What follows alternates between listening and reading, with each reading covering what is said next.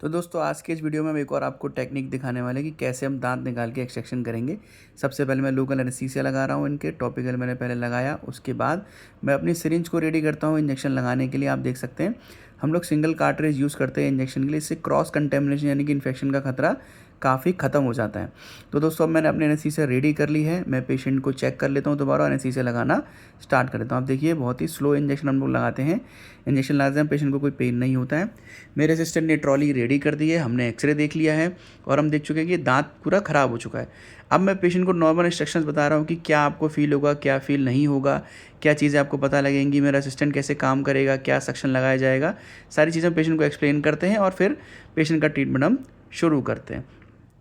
तो दोस्तों अब देखिए मैंने इंस्ट्रूमेंट अपने ले लिए हैं और अब मैं सबसे पहले गम्स को रिफ्लेक्ट करना शुरू करता हूँ। सारे इंस्ट्रूमेंट स्टरलाइज हैं, सिंगल टाइम यूज़ हम लोग इनको करते हैं स्टरलाइजेशन के बाद।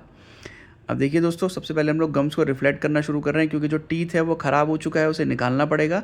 अब मैं अपने एक दूसरे इंस्ट्रूमेंट यानी लग्जेटर का इस्तेमाल कर रहा हूँ, जिससे हम टूथ को धीरे धीरे करके मूव करना शुरू करेंगे और इजीली निकालेंगे।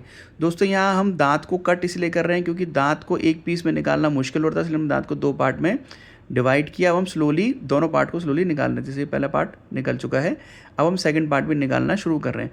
दोस्तों एक्सट्रैक्शन करते टाइम हमें ध्यान देना चाहिए कि जो दांत हम निकाल रहे हैं उससे हड्डी में कोई दिक्कत ना हो और हमारी जो बोन जिसमें हम इम्प्लांट डालने वाले हैं वो बोन प्रॉपर सेफ रहे। तो दोस्तों अब धीरे धीरे आप देख सकते हैं मैंने धीरे धीरे दूसरा पार्ट भी टूथ का निकाल दिया, आप देख सकते हैं। अब इसके बाद दोस्तों हम एक्सरे करके कंफर्म कर लेते हैं कि भाई दांत का कोई पार्ट अंदर तो नहीं रह गया है, कोई दांत का टुकड़ा अंदर तो रहता नहीं है। हम चेक कर लेते हैं, एक्सरे देख सकते हैं बिल्कुल क्लीन हो चुका है। अब हम दोस्तों अपनी जो ड्रिलिंग सीक्वेंस है यानी कि दांत के अंदर जो इम्प्लांट हमें हड्डी में लगाना है उसका काम शुरू करते हैं। दोस्तों सबसे पहले मैं क्या करता हूँ, दांत निकालने के बाद हम सॉकेट पूरा क्लीन करते हैं अच्छे से, किट को रेडी करते हैं और स्लोली पहले हम अपना सॉकेट को क्लीन करना चालू कर देते हैं। सॉकेट को अच्छे से साफ़ करेंगे जिससे कोई भी इन्फेक्शन छोटा मोटा भी अगर कुछ रह गया हो तो वो प्रॉपर क्लीन हो जाए। हमने मेजरमेंट ले लिया इम्प्लांट के लिए, अब हम ड्रिलिंग सीक्वेंस शुरू करते हैं। दोस्तों कोई भी इम्प्लांट डालने से पहले उसकी प्रॉपर प्लानिंग करना ज़रूरी है। हमें कितनी ड्रिल यूज़ करनी है, किस साइज़ का इम्प्लांट प्लेसमेंट करना है, कितनी अवेलेबल हमारे पास बोन है। तो दोस्तों ये जो ड्रिल है हम लोग ऑटोक्लेव करके फिर 1 बाय 1 सारी ड्रिल चेक करके पेशेंट के लिए इम्प्लांट के लिए एक छोटा सा होल प्रिपेयर करते हैं, इससे हम दांत को अंदर प्लेस कर देते हैं। क्योंकि दोस्तों दांत हमने निकाला है तो दो दांतों की जड़ों के बीच में जो बोन अवेलेबल होती है, इसको इंटरसेप्टल बोन बोलते हैं, हम उसके अंदर इम्प्लांट को प्लेस करेंगे, इसलिए हम वहाँ पर एक ड्रिलिंग सीक्वेंस का यूज़ कर रहे हैं। आप देख सकते हैं हम ईजिली ड्रिल कर रहे हैं और पेशेंट को कोई भी पेन नहीं हो रहा है, बिल्कुल कुछ भी पता नहीं चल रहा है। ये मेरी थर्ड ड्रिल आ चुकी है दोस्तों। अब मैं थर्ड ड्रिल डाल करके उसको क्लीन करता हूँ और दोबारा से अपनी ऑस्टोटमी यानी कि बोन की साइड को हम प्रिपेयर करना चालू कर देते हैं। आप देख सकते हैं हम प्रॉपर इरिगेशन के साथ इसको यूज़ करते हैं ताकि ड्रिल हीट ना हो और पेशेंट की बोन में कोई भी प्रॉब्लम ना हो। अब दोस्तों उसके बाद हम अपनी जो फोर्थ ड्रिल है उसको चेक कर लेते हैं, उसका साइज़ देख लेते हैं और फिर पेशेंट की फोर्थ ड्रिल को भी कंप्लीट कर देते हैं। इसके साथ हम इम्प्लांट का प्लेसमेंट का चालू कर सकते हैं।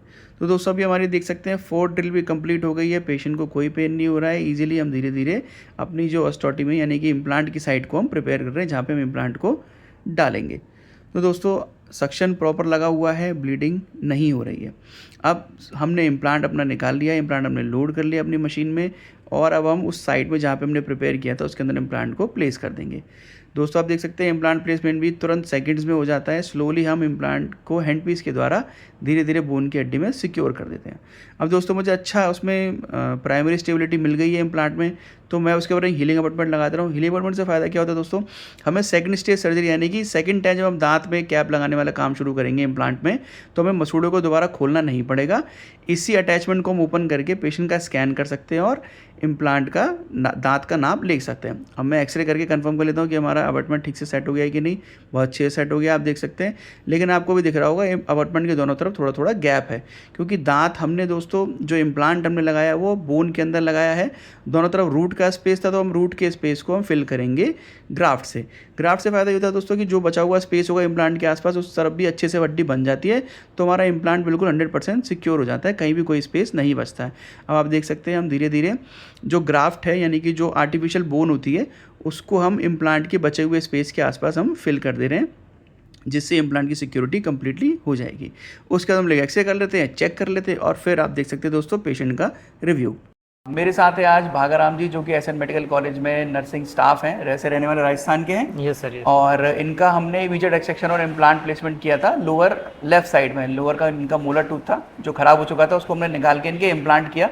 तो अब सर बताएंगे कि इनका एक्सपीरियंस कैसा रहा। बताइए सर, कैसा लगा आपको? सर सबसे पहले तो मैं आपको पूरी टीम को और आपकी पूरी स्पर्श की डॉक्टर की पूरी टीम को सर थैंक यू बोलना चाहूँगा जी। बहुत अच्छा सा सर मेरे पेनलेस टेक्निक के थ्रू सबसे पहले दांत की सफाई की थी।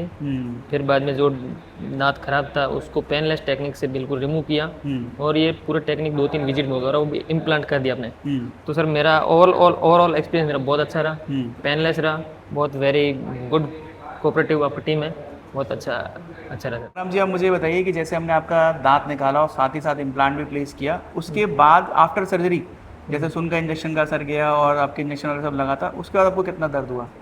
सर बिल्कुल भी कोई मतलब पेनलेस टेक्निक था। हाँ। इसमें ज़्यादा कोई मुझे पेन नहीं हुआ था। ठीक है। बस आया था उस टाइम एनेस्थीसिया लगा लिया था। हाँ। बिल्कुल बाहर निकाला कर दिया, मुझे कुछ पता नहीं चला। उसके कुछ दिन बाद जैसे दवाई वगैरह देते हैं तो बहुत दर्द हुआ क्या? कोई सूजन आई क्या आपको? नहीं सर, कोई भी इन्फेक्शन इन्फ्लामेशन ऐसा कुछ भी नहीं था। नॉर्मल जो एंटीबायोटिक वगैरह टेबलेट दी थी कंटिन्यू मैंने लिया था। और बिल्कुल कोई ज़्यादा इफेक्ट नहीं। अच्छा, अब देखिए कई बार ऐसा होता है जो मेडिकल स्टाफ का है, किसी भी मेडिकल पर्सनल का हम ट्रीटमेंट करते हैं तो लोग थोड़ा सोचते हैं कि इनका ट्रीटमेंट कैसे करें और क्या इनको प्रॉब्लम हो सकती है। लेकिन मुझे तो बड़ा अच्छा लगता है कोई मेडिकल पर्सनल आता है, क्योंकि वो हमारे काम को ट्रस्ट करते हैं और उन्होंने बहुत क्लोजली सारी चीज़ों को देखा होता है, सर्जिकल टेक्निक, स्टरलाइजेशन वगैरह सब पता रहता है। तो भागाराम जी, जैसे आप खुद भी मेडिकल पर्सनल है, नर्सिंग स्टाफ हैं और एसएन मेडिकल में काम कर रहे हैं, तो आपको भी पता होगा बड़ी क्लियरली कि भाई स्टरलाइजेशन और डिसइंफेक्शन की टेक्निक कैसी रहती है और किस प्रकार से हम लोग ट्रीटमेंट कर रहे हैं। तो आपका एक्सपीरियंस कैसा रहा? आप क्या बताना चाहेंगे? हम लोग ठीक से किया कि नहीं किया? नहीं सर, ऑल ओवर जब मैं फर्स्ट डे से लेकर एंड तक पूरा आपकी पूरी स्पर्श की टीम ऑल ओवर टीम ने पूरा स्टेरिलाइजेशन टेक्निक से एक्सटेंशन किया, फिर बाद इम्प्लांटेशन किया, पूरा टेक्निक सर ओवरऑल मतलब बहुत अच्छा रहा। मतलब आपको कोई कमी तो नहीं लगी हमारे ट्रीटमेंट? बिल्कुल नहीं सर। ओके, चलिए, thank you so much, thank you कर दीजिए।